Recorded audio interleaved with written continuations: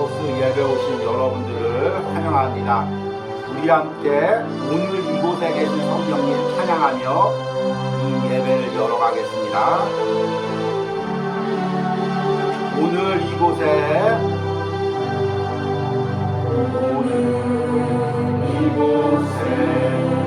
계신 성령님 우리에게 말씀하시고 우리 가르치소서.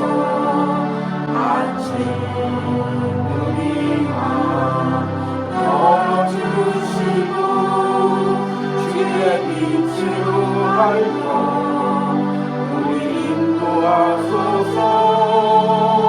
주님보다 앞서지 않고 겸손하게 주님의 말씀 기다리니 주님 손에 우리 드립니다. 사랑으로 인도하소서. 다시 한번 찬양합니다. 오늘 이곳에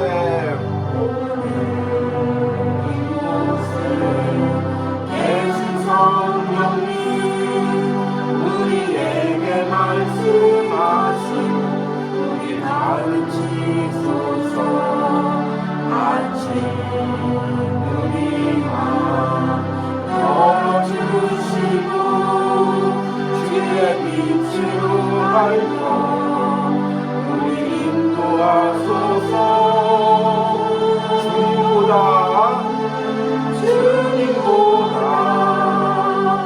앞서지 않고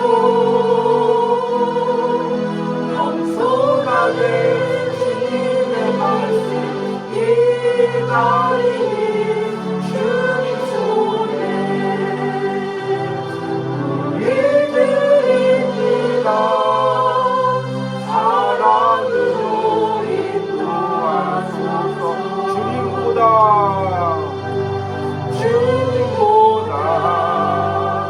앞서지 않고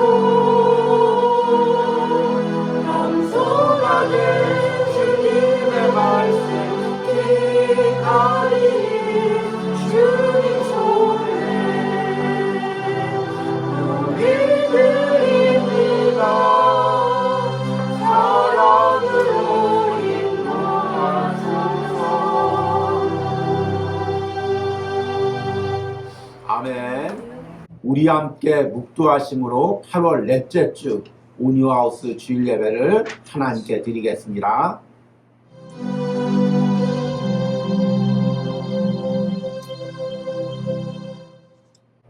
하나님은 우리의 피난처시요 힘이시니 환난 중에 만날 큰 도움이시라.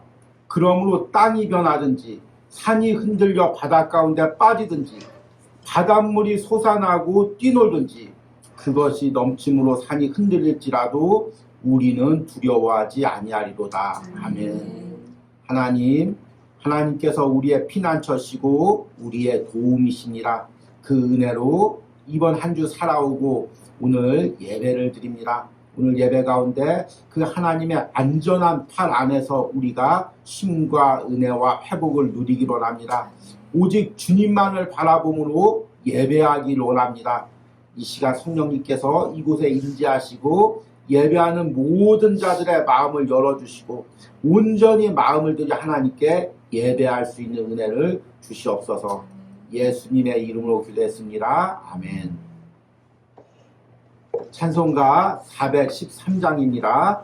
내 평생에 가는 길 함께 찬양하시겠습니다.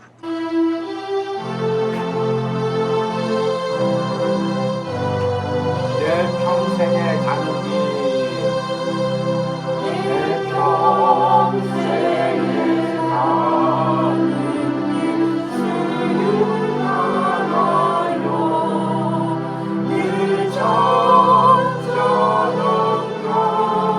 가는지 이 길 바로 그 성부 어렵든지 나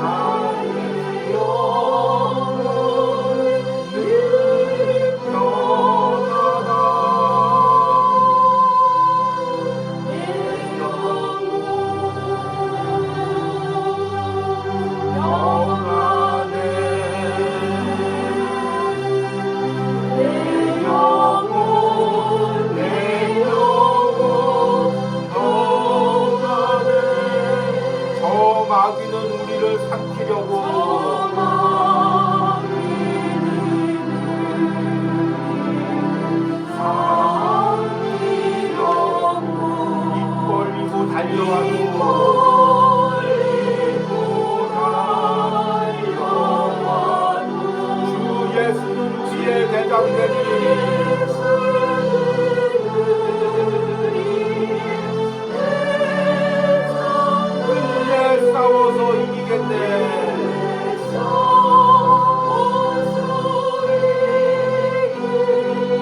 내 영혼, 내 영혼 평안해. 내 영혼, 내 영혼 평안해. 내 지은 죄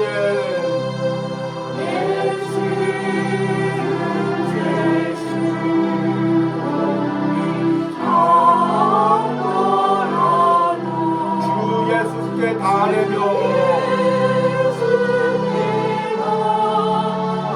그 십자가 피로서 다 씻으사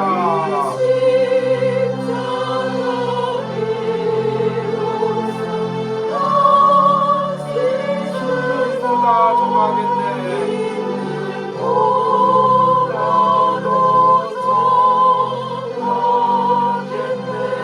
내 영혼 평안해.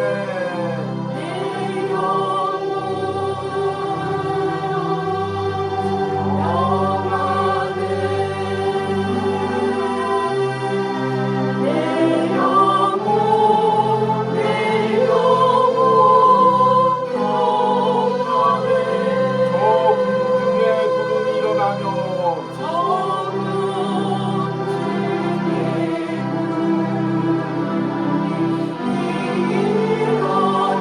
큰 나팔이 울려날 때 주 오셔서 세상을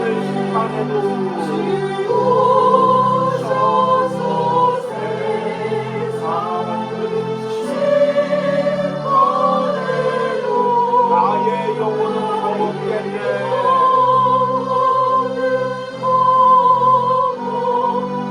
내 영혼 평안해.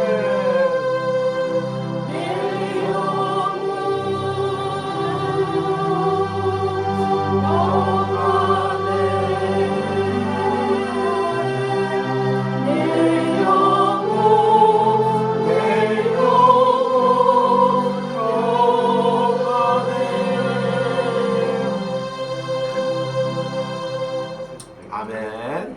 오늘 온유하우스 예배 가운데 이런 하나님이 주시는 평안을 누리기를 소망합니다. 우리 함께 사도신경으로 신앙 고백 드리겠습니다.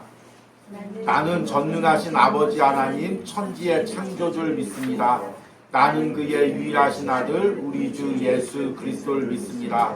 그는 성령으로 잉태되어 동정녀 마리아에게 나시고 본디오 빌라도에게 고난을 받아 십자가에 못 박혀 죽으시고 장사된 지 사흘 만에 죽은 자 가운데서 다시 살아나셨으며 하늘에 오르시어 전능하신 아버지 하나님 우편에 앉아 계시다가 거기로부터 살아있는 자와 죽은 자를 심판하러 오십니다.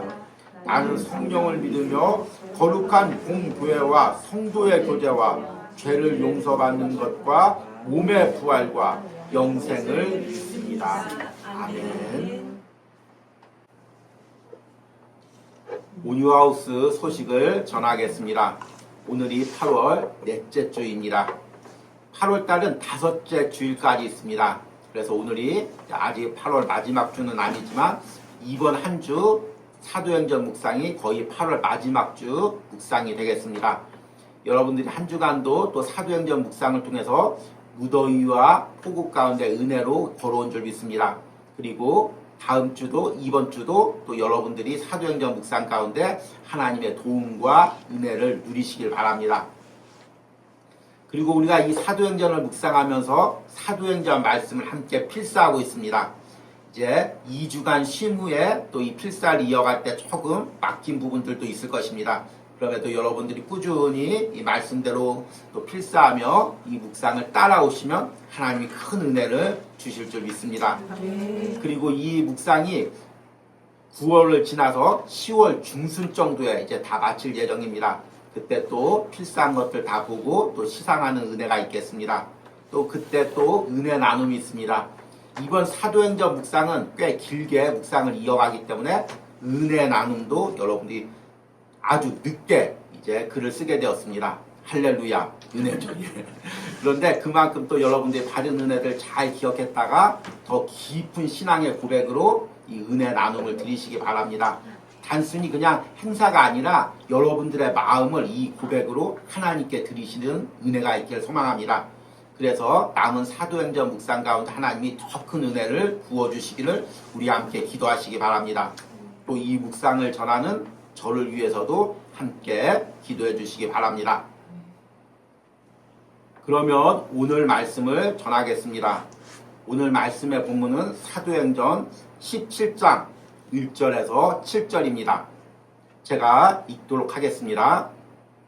그들이 암비볼리와 아볼로니아로 다녀가 데살로니가에 이르니 거기 유대인의 회당이 있는지라 바울이 자기의 관례대로 그들에게 들어가서 새 안식일에 성경을 가지고 강론하며 뜻을 풀어 그리스도가 해를 받고 죽은 자 가운데서 다시 살아나야 할 것을 증언하고 이르되 내가 너희에게 전하는 이 예수가 곧 그리스도라니 그중 어떤 사람 곧 경건한 헬라인의 큰 무리와 적지 않은 귀부인도 권함을 받고 바울과 실라를 따르나 그러나 유대인들은 시기하여 저자의 어떤 불량한 사람들을 데리고 때를 지어 성을 소동하게 하여 야손의 집에 침입하여 그들을 백성에게 끌어내려고 찾았으나 발견하지 못함에 야손과 및 형제들을 끌고 읍장들 앞에 가서 소리질러 이르되 천하를 어지럽게 하던 이 사람들이 여기도 이르매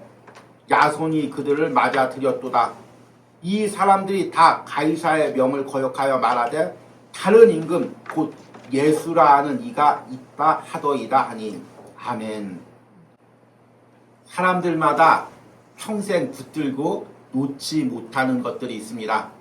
또 간절한 소망도 있습니다. 누군가가 그 소망이 내려놔야 된다고 이야기하면 또 우리가 이 부분에 대해서 발끈할 때가 있습니다. 내가 어떻게 살아왔는데 내가 어떻게 이 소망을 붙들고 여기까지 왔는데 이것을 내려놓으라니 이렇게 생각하면서 이 부분을 받아들이지 못하는 부분도 있습니다. 여러분들이 지금 붙들고 내려놓지 못하고 있는 것들이 무엇이 있습니까? 저에게도 이런 것이 하나 있었습니다. 그것이 무엇이냐면 가정에 대한 애착입니다. 저는 어렸을 때 따스한 부모님의 사랑을 받으며 가정이라는 울타리 안에서 자란 시간이 매우 드뭅니다. 부모님은 힘들게 목회를 하셨고 힘든 개척교회의 과정을 거쳐왔습니다. 그러다 보니 이 가정이라는 것을 돌볼 틈이 없었습니다. 또 그 당시 목회자들은 가정을 돌보면 하나님이 안 기뻐하신다고 생각하고 전적으로 주님만 바라보고 헌신해야 된다고 생각을 했습니다.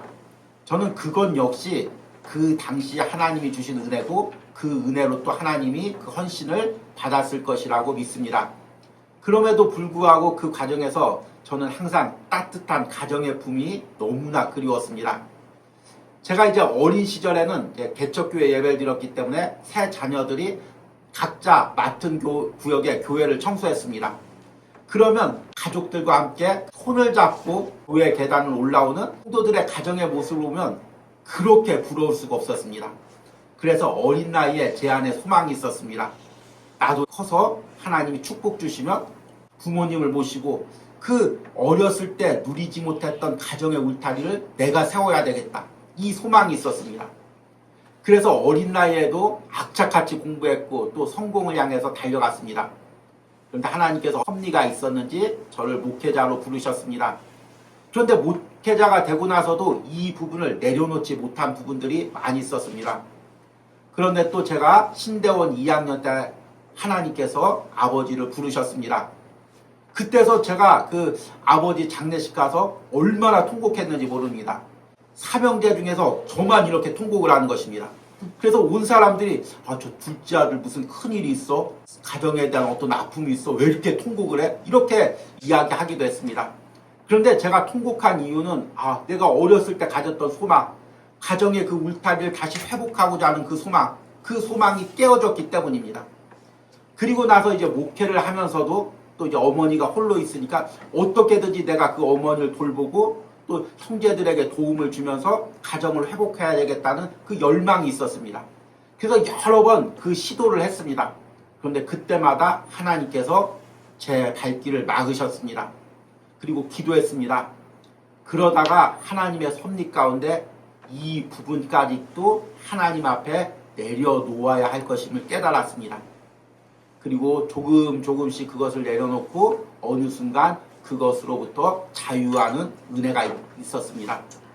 제가 이것을 가족을 다 내려놨다는 것이 아니라 내가 예수님을 인격적으로 만나기 전에 가정에 대한 내 인간적 소망이 이제 예수 그리스도 안에서 예수의 소망으로 바뀌었다는 것입니다.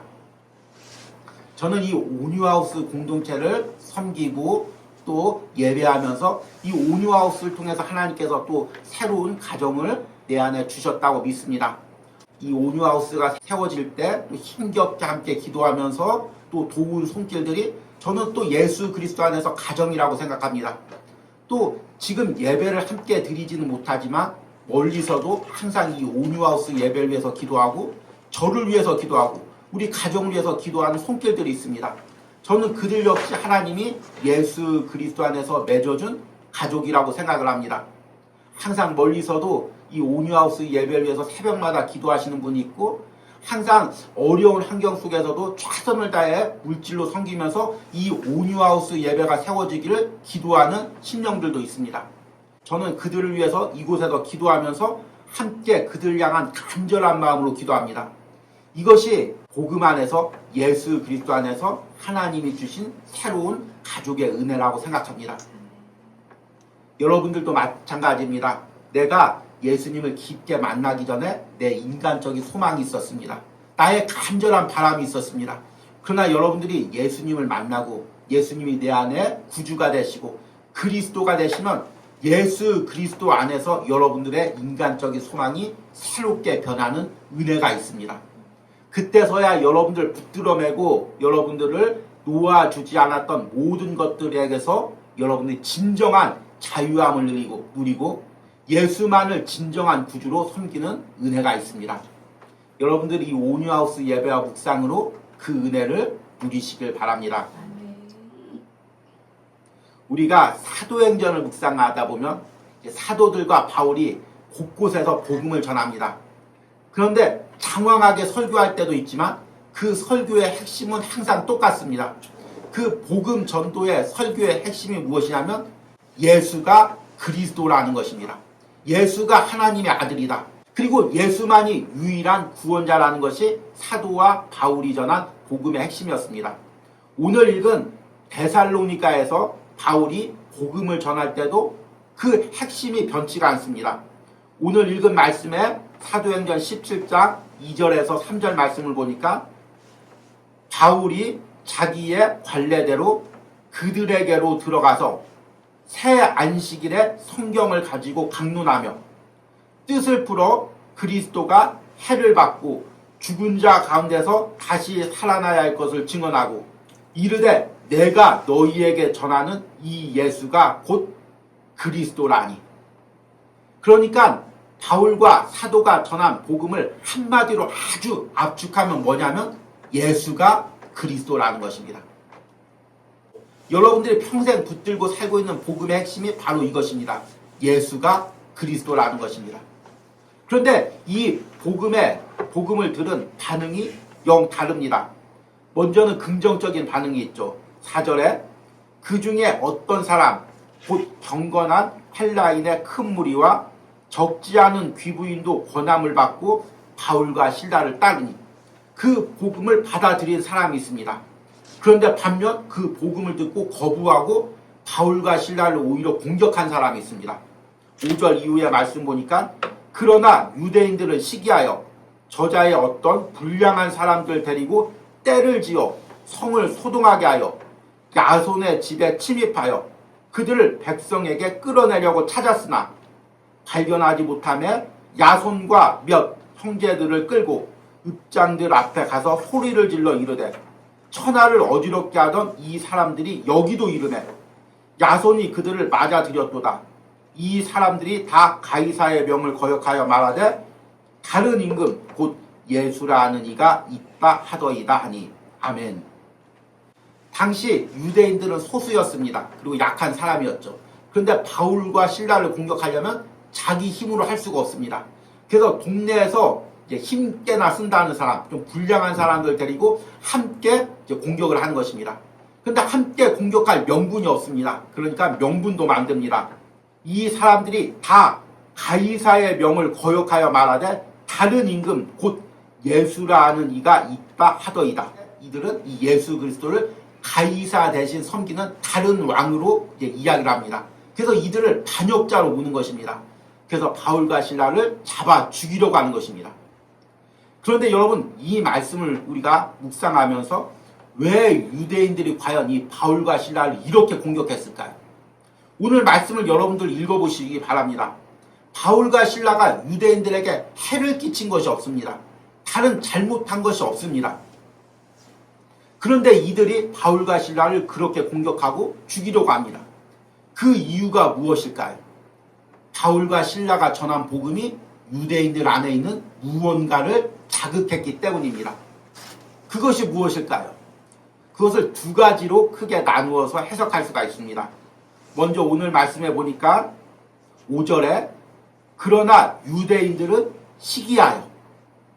무엇을 시기했을까요? 지금 바울과 실라가 복음을 전했습니다. 그런데 그 복음을 헬라인들이 받아들입니다. 그런데 유대인들은 그 복음을 거부합니다. 그러니까 그들이 시기하여 바울과 실라를 공격합니다. 자신들이 믿지 않으면 다른 사람이라도 그냥 믿게 놔두면 되는데 다른 사람이 믿는 것을 견디지 못해야 하는 것입니다. 이것이 바로 복음의 특징입니다. 여러분, 복음이 전해지면 복음을 받아들이는 사람이 있고 복음을 거부하는 사람이 있습니다. 그런데 이 복음을 거부하는 사람이 그냥 거부하는 것이 아닙니다. 다른 사람이 복음을 받아들이는 것을 견딜 수 없어 합니다. 예를 들어서 가정에 복음이 전파되었습니다. 근데 아내가 그 복음을 받아들입니다. 남편은 받아들이지 않습니다. 그러면 남편이 그것을 견딜 수 없어 합니다. 또 회사 안에서 복음이 선포되었습니다. 어떤 직장 동료가 복음을 받아들이고 예수님을 믿습니다. 그러면 그 옆에 사람이 그것을 견딜 수 없어 합니다. 왜 그러냐면 복음은 영적인 것이기 때문입니다. 복음이 선포된다는 것은 무엇입니까? 그 영혼이 구원을 받는다는 것입니다. 그리고 복음을 거부한다는 것은 무슨 의미입니까? 내 영혼이 복음을 거부하고 영원한 형벌, 지옥 형벌에 떨어질 수밖에 없게 된다는 것입니다. 본인은 그것을 모르지만 그 영혼은 알고 있는 것입니다. 옆집 사람이 이번에 로또에 1등에 당첨됐습니다. 그래서 40억을 받았습니다. 여러분, 마음이 어떻습니까? 기쁩니까? 배가 아프죠. 아, 나도 복권 살 걸. 이런 마음이 듭니다. 또 어떤 사람이 투자를 해가지고 갑자기 몇백억을 벌었습니다.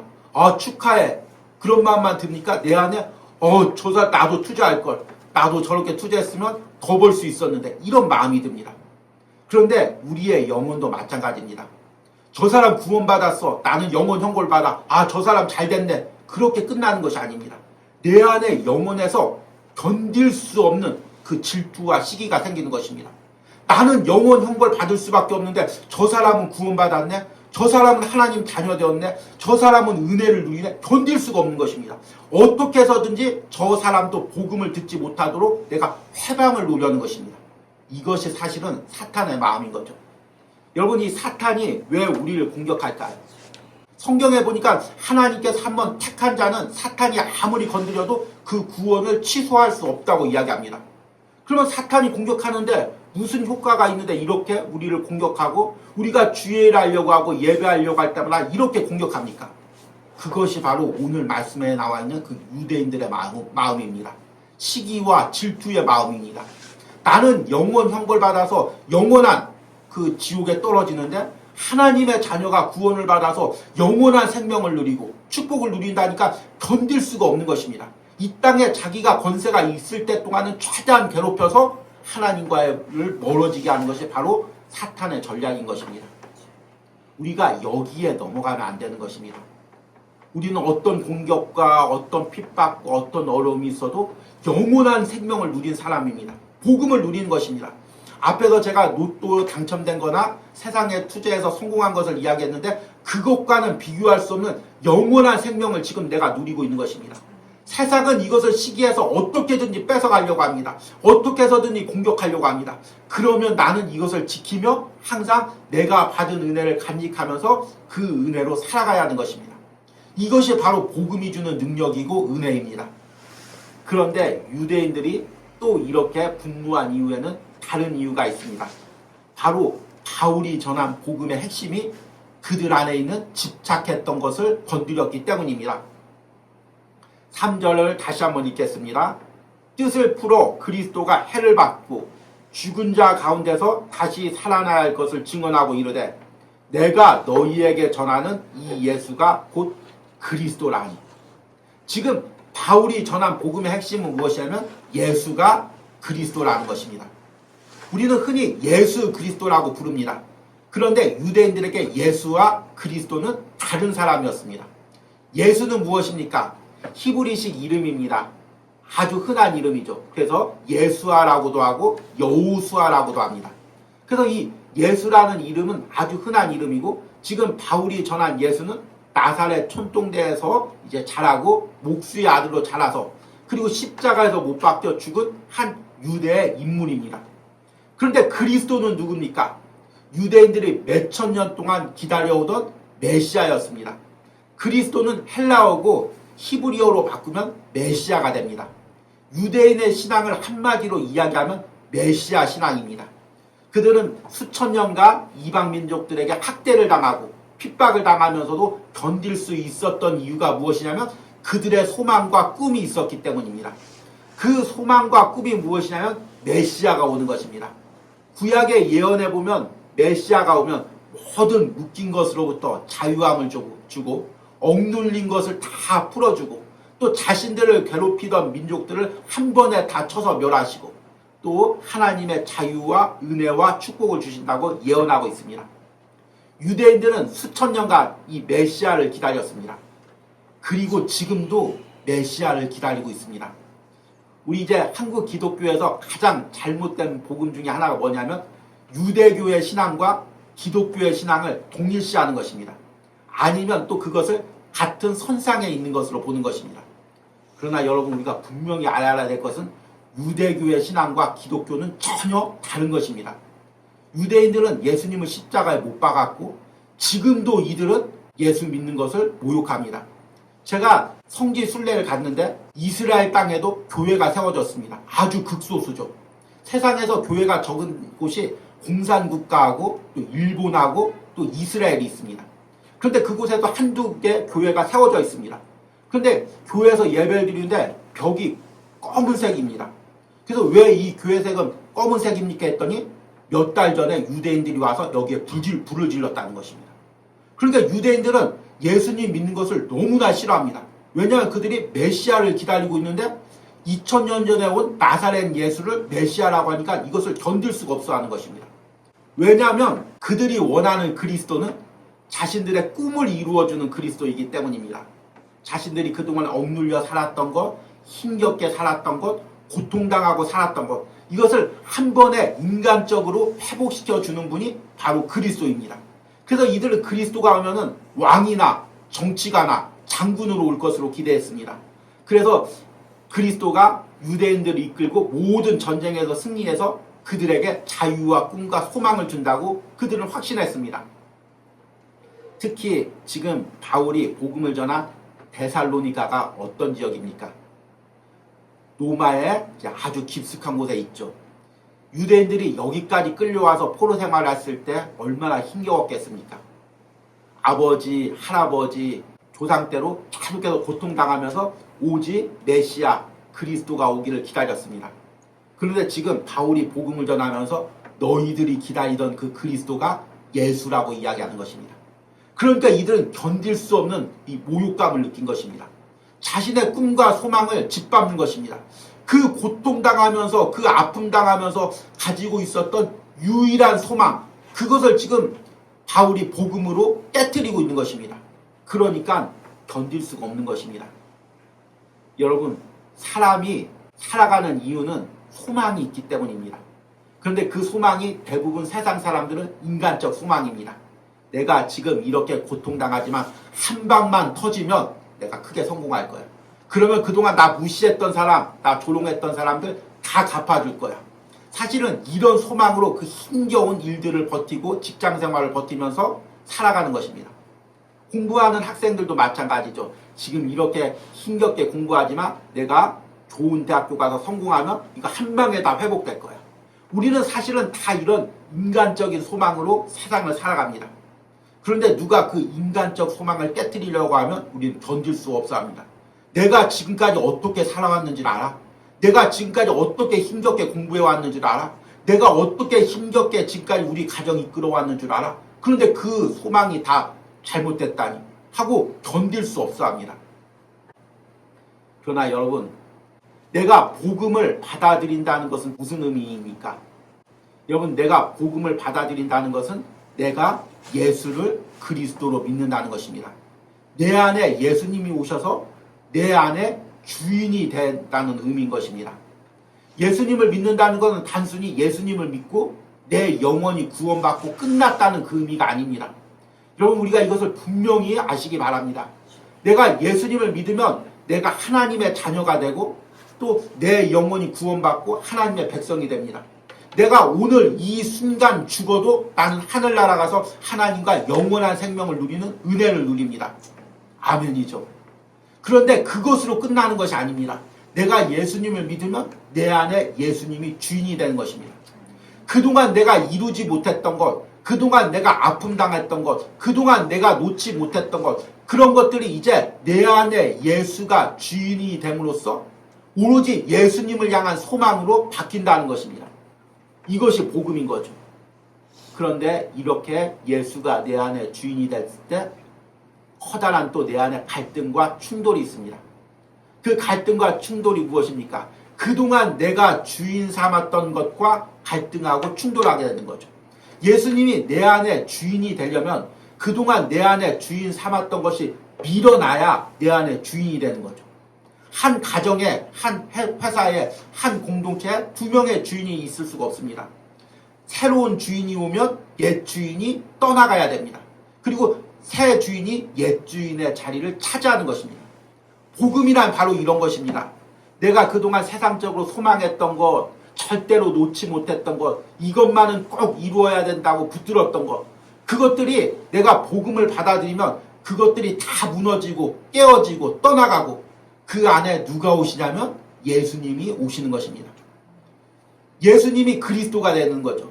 그래서 그 예수님 한 분으로 만족하고 예수님으로 기뻐하고 오로지 내가 예수님 믿는다는 그 하나로 세상에 이루지 못했던 것들, 세상에 놓쳤던 것도 아무것도 아깝지가 않은 것입니다.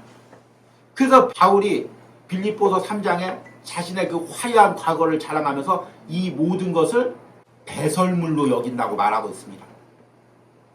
그동안은 바울이 가졌던 것, 내가 히브리인 중에 히브리인이지, 난지 8일 만에 할례를 받았지, 가발리아 밑에 배웠지, 날 때부터 로마 시민권이었지, 이것들을 집착하고 있었습니다. 그런데 복음이 들어오니까 이것들이 배설물이 되는 것입니다. 그리고 예수가 전부가 되는 것입니다. 그러면 바울이 그 다른 세상 것들은 다 잊고 그냥 예수님만 믿고 산속에 들어가서 살았냐? 그것이 아니라 예수가 내 안에 옴으로써 새로운 비전이 생기는 것입니다. 그동안은 율법을 통해서, 그동안은 세상 권력을 통해서, 세상 지식을 통해서 이루려던 것들이 이제는 예수 안에서 예수를 통해서 이루게 되는 것입니다. 그래서 예수의 이름을 전하면서 예수의 복음으로 유대인들을 위하여 또 이방인들을 위하여 평생을 살아가는 것입니다. 이것이 내 안에 예수가 그리스도가 되는 은혜입니다. 내 안에 예수가 그리스도가 되시면 이전에 가졌던 모든 세상적 꿈들이 내 안에서 새롭게 정립이 됩니다. 모든 것이 예수를 거쳐서 예수 안에서 새로운 소망과 꿈이 되는 것입니다. 내가 가정을 다 포기하는 것이 아닙니다. 내가 어떤 세상에서 일을 다 포기하는 것이 아닙니다. 그런데 그 모든 비전과 꿈이 예수 안에서 새롭게 정립이 되는 것입니다. 이것이 예수가 그리스도가 되는 거죠. 내가 이루려던 모든 꿈들이 예수 그리스도를 통해서 예수 안에서 꿈꾸고 소망하는 것입니다. 내가 이루려는 것보다 예수님의 뜻에 순종하면서 예수 안에서 이루어가는 것입니다. 그러니 조급하지 않습니다. 그러니 불안해하지 않습니다. 그러니 두려워하지 않습니다. 예수 안에서 예수님께서 이루어 주실 것을 믿고 차근차근 그 분을 따라가는 것입니다. 이것이 바로 내 안에 예수가 그리스도가 되는 은혜입니다. 저는 이 온유하우스에서 여러분들이 예배하며 또 묵상을 따라오면서 이런 은혜가 여러분들 안에 있기를 원합니다. 아멘. 여러분들 안에 예수가 그리스도가 되는 은혜가 있기를 원합니다. 단순히 2000년 전에 십자가에서 죽으신 그 분을 믿는 것이 아니라, 아니면 하나님의 아들로 내 영혼을 구원하고 끝낼 분으로 믿는 것이 아니라, 내 안에 오셔서 내 안에 주인이 되시는 분, 그리고 나에게 새로운 소망과 꿈과 비전을 주시는 분, 내 삶의 모든 것을 만족하고 그분 하나로 기뻐하게 하시는 분, 그 분으로 믿는 것이 내 안에 예수가 그리스도가 되는 것입니다. 여러분들이 이 온유하우스에서 예배할 때 이런 은혜가 있기를 원합니다. 묵상을 하며 하나하나 내 마음을 끄집어내놓고 고백할 때 바로 이런 은혜가 있기를 소망합니다.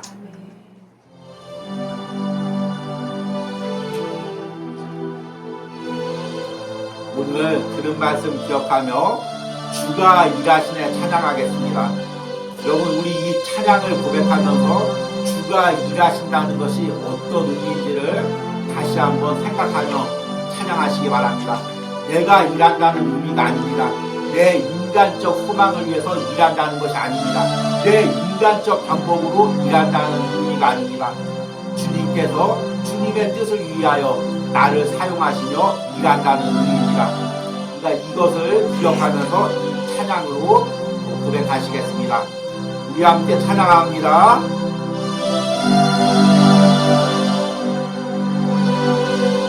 날이 저물어 갈 때, 날이 저물어 갈 때, 힘들에서 걸을 때, 그때가 하나님의 때, 내 힘으로 안 될 때, 내 힘으로 안 될 때, 네 손으로 걸을 때, 내가 고백해 여호와. 다시 한번 고백합니다. 날이 저물어 갈 때, 날이 저물어 갈 때, 힘들에서 걸을 때, 그때가 하나님의 때, 내 힘으로 안 될 때, 내 힘으로 안 될 때, 네 손으로 걸을 때, 내가 고백해 주가 일하시네, 주가 일하시네, 주가 일하시네, 주께 아끼지 않는 자에게 주가 일하시네, 주가 일하시네, 신뢰하며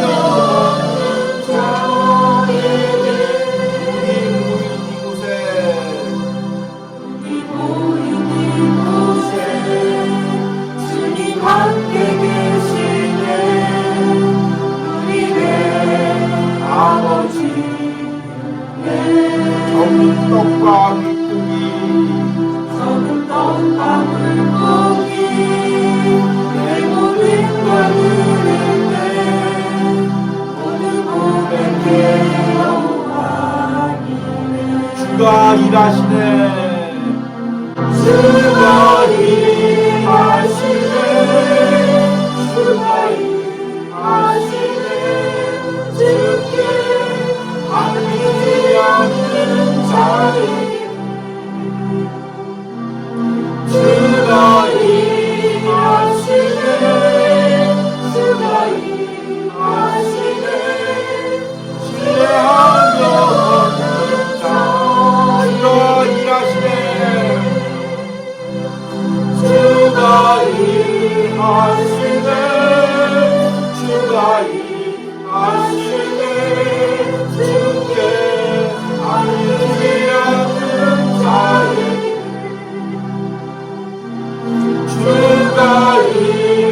임하시네 주가 임하시네 신뢰하며 얻는 자에게 주가 일하시네 주가 임하시네 주가 임하시네 주께 아니지 않는 자에게 주가 일하시네 주가 임하시네 주가 임하시네 신뢰하며 얻는 자에게 주님 여기 계시기에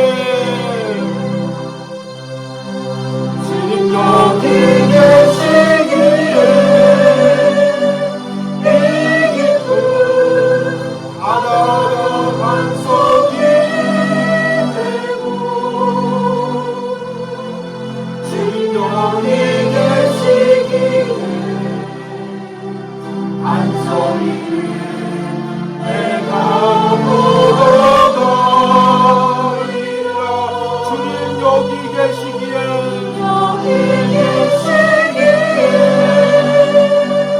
저것이 파도가 반석이 되고 주님 여기 계시기에 반석이 내가 없습니다 주님 나를 부르시니 주님 나를 부르시니 두려움 없이 애써 나아가리라 주님 나를 부르시니 주님에게 오라시는 주님 보고 계시기에 주님 보고 계시기에 의심치 않고 바다를 걸어가리라 주님 보고 계시기에 주님 여기 계시기에 주님 여기 계시기에 주님 여기 계시기에 이 기쁨 바다가 반석이 되고 주님 여기 계시기에 반석이 내가 걸어가리라 주님 여기 계시기에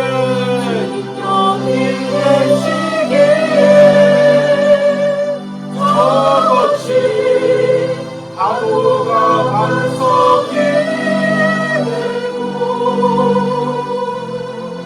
주님 여기 계시기에 반석이 내가 없습니다 아멘 오늘 이 시간 들은 말씀과 찬양을 생각하며 기도하니라 내가 아직도 버리지 못한 인간적 수만과 꿈과 집착하는 것들이 무엇이 있습니까?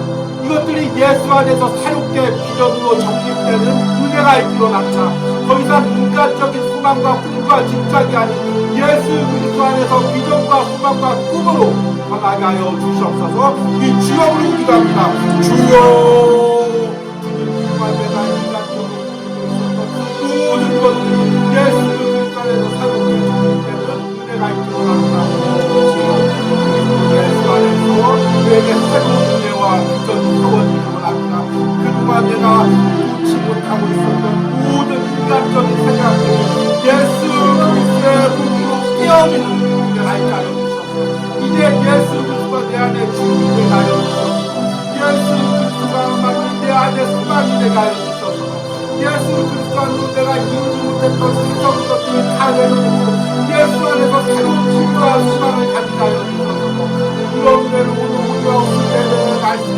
모든 신령들에게 허락하여 주시옵소서 묵상에 동참하는 모든 신령들이 한국되게 하여 주시옵소서 내 안에 예수가 그리스도 선포되는 은혜가 있다요 주셔서 이런 은혜로 오늘 예배를 드리는 모든 우리가 주셔서 주여 내 안에 예수가 그리스도가 되게 하여 주셔서 주여 내 안에 예수가 그리스도가 되게 하여 주셔서 예수만을 그리스도로 삼가여 주셔서 예수만을 구주로 삼가여 주셔서 예수만이 소망이 되게 하여 주셔서 예수를 통하여 내가 만족하고 예수를 통하여 기뻐하는 은혜가 있게 하여 주셔서 우리 시간 함께 기도할 때 우리 가정에 예수가 그리스도로 선포되게 하여 주셨소서. 우리 교회 우리 공동체에 예수가 그리스도로 선포되게 하여 주셨소서. 내 심령에 예수가 그리스도로 선포되게 하여 주셨소서. 우리 주여 부르고 기도합니다. 주여 주님 우리 가정에 예수가 그리스도로 선포되게 하여 주셨소서. 우리 교회 예수가 그리스도로 선포되게 하여 주셨소서. 주여 내 삶에서 예수가 그리스도로 선포되게 하여 주셨소서. 내 모든 인간적인 소망들 내가 가장 우선시 삼았던 것들 내가 절대로 집착하여 놓지 못했던 모든 것들이 아버지와 다 무너지고 예수가 그리스도로 선포되게 하여 주셨소서. 예수가 주인되게 하여 주셨소서. 예수만이 유일한 구원과 소망이 되게 하여 주셨소서. 그 역사가 그 모든 능력이 내 심령에 일어나게 하여 주셨소서. 우리 가정에 일어나게 하여 주셨소서. 우리 가정이 이제 예수로 하나가 되게 하여 주셨소서. 예수를 소망 삼게 하여 주셔서 주여 우리 교회가 예수만을 높이게 하여 주셔서 예수가 그리스도가 되게 하여 주셔서 온전히 예수 그리스도만을 구주로 섬기는 은혜가 있으면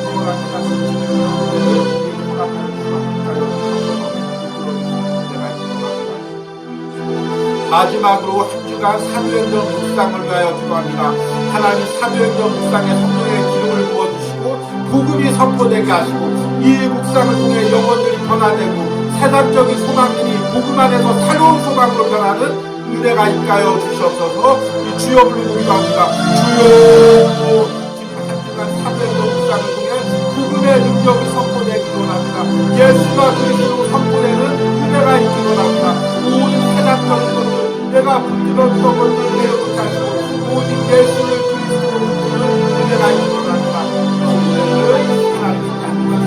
묵상을 통하여 모든 묵상의 역사가 모든 신령들에게 허락하여 주셔서 이 은혜를 우리가 함께 누리게 하여 주셔서 이 은혜를 우리가 함께 맛보게 하여 주셔서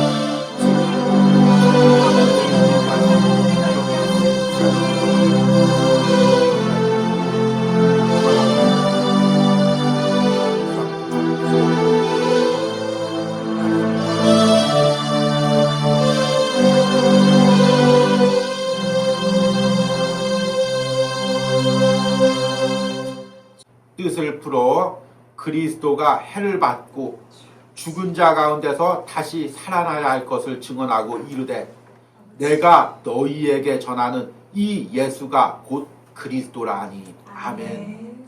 내가 너희에게 전하는 이 예수가 곧 그리스도라 하니 주님 이것이 우리에게 선포된 복음임을 다시 한번 믿습니다. 주님 복음이 선포될 때 내 안에 예수가 그리스도가 됩니다. 우리 가정에 예수가 그리스도가 됩니다. 우리 교회에 예수가 그리스도가 됩니다.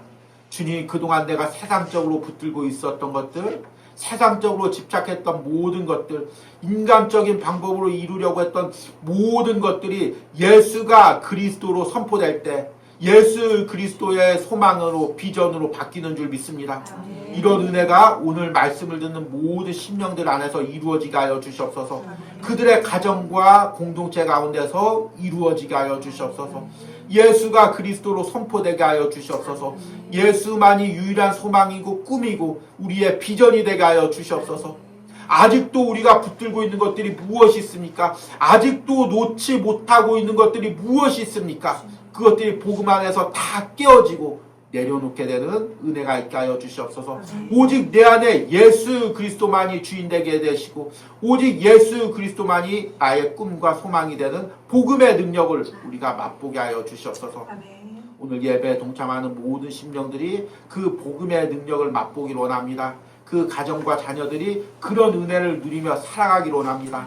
한 주간 사도행전 묵상에 동참하는 모든 심령들이 바로 그 은혜를 함께 누리기로 합니다. 이 은혜를 성령께서 부어 주시옵소서. 이 시간에는 한 주간 동안 온유하우스를 통하여 예물 드린 손길들 위하여 기도합니다. 주일마다 이 온유하우스 예배를 위하여 기도하는 주의종, 그 주의종이 복음을 선포될 때마다 예수가 그리스도가 되는 은혜가 있게 하여 주시옵소서. 사람들이 집착하고 있던 모든 것들이 다 내려놓게 하시고 그 안에 예수만 주인 되는 은혜가 있게 하여 주시옵소서. 그런 복음의 능력의 일꾼으로 주의 종을 사용하여 주시옵소서. 주일 새벽마다 또 이 온유하우스를 위하여 함께 기도하는 권사님, 주님 그 안에 예수가 그리스도가 되게 하시고 온전히 예수 그리스도로 기뻐하고 만족하고 은혜를 누리게 하여 주시옵소서. 아쉬웠던 것들, 부족했던 것들, 연약했던 것들, 그 모든 것들이 예수 안에서 새로운 소망과 꿈과 비전으로 변하는 은혜가 있게 하여 주시옵소서. 또 한 달 동안 또 연합하여 가정들이 또 온유하우스를 섬긴 손길들이 있습니다. 가정 하나하나 하나님께서 붙들어 주시고 그 가정마다 예수가 그리스도가 되는 은혜가 있게 하여 주시옵소서. 특별히 이 연합을 위한 연합과 헌신을 위하여 수고하는 장로님과 권사님 가정 은혜 주시고 또 그 가정 가운데 예수가 그리스도가 되는 은혜를 허락하여 주시옵소서. 또 매달 말일 기억하고 멀리서 잊지 않고 이 온유하우스를 섬기는 우리 사랑하는 권사님, 항상 그 권사님의 가정과 삶과 자녀들의 삶에 예수가 그리스도가 되게 하시고 그 은혜로 또 이 온유하우스를 섬길 때 하나님께서 다 축복하시고 더 큰 은혜로 또 채워주시는 은혜가 있기를 원합니다. 또 오늘 예배하면서 예물 드린 권사님 가정, 하나님 오늘 말씀처럼 예수 그리스도 안에서 하나가 되게 하시고 그 가정에 예수가 그리스도가 되게 하시고 자녀들의 삶에도 예수가 그리스도가 되게 하여 주시옵소서. 또 특별히 또 연약한 가운데 육신의 치료를 받고 있는 과정에서 우리 권사님의 모든 육신도 함께 하시고 또 우리 남편 집사님의 모든 사업 가운데도 하나님이 형통의 은혜를 베풀어 주시옵소서. 또 오늘 예배하면서 새 자녀를 위하여 예물 드린 손길 가운데 하나님 함께 하시고 그 새 자녀의 삶에서 예수가 그리스도가 되게 하여 주시옵소서. 어떤 것을 꿈꾸고 어떤 것을 소망할지라도 먼저 예수 그리스도가 그 안에 주인이 되는 역사가 일어나게 하여 주시옵소서. 그 자녀들 가운데 날마다 복음이 들려지게 하시고 복음이 선포되는 역사가 일어나게 하여 주시옵소서. 또한 우리 온유하우스를 섬기는 우리 집사님 항상 우리 그 온유하우스 안에서 또 새로운 가정을 찾게 하시고 새로운 가정의 은혜를 누리게 하시고 또 이 가운데서 섬길 때 그 육신의 연약한 모든 부분들의 은혜를 누리게 하시고 무엇보다도 하나님 그 준비하고 있는 모든 것들이 예수 그리스도 안에서 새롭게 열리는 역사가 일어나게 하여 주시옵소서. 이제는 우리를 창조하시고 자녀 삼으신 성부 하나님의 은혜와 십자가에서 우리에게 영원 구원과 새로운 소망과 비전을 주신 성자 예수 그리스도의 사랑과 지금도 내 안에서 예수가 그리스도로 선포되게 역사하시는 성령 하나님의 역사하심이 오늘 온유하우스 예배를 통해 다시 한번 예수 그리스도만을 주인으로 삼기로 결단하는 모든 성도들과 그들의 가정과 자녀들과 사업도 가운데 이제부터 영원까지 함께 있을지어다. 아멘.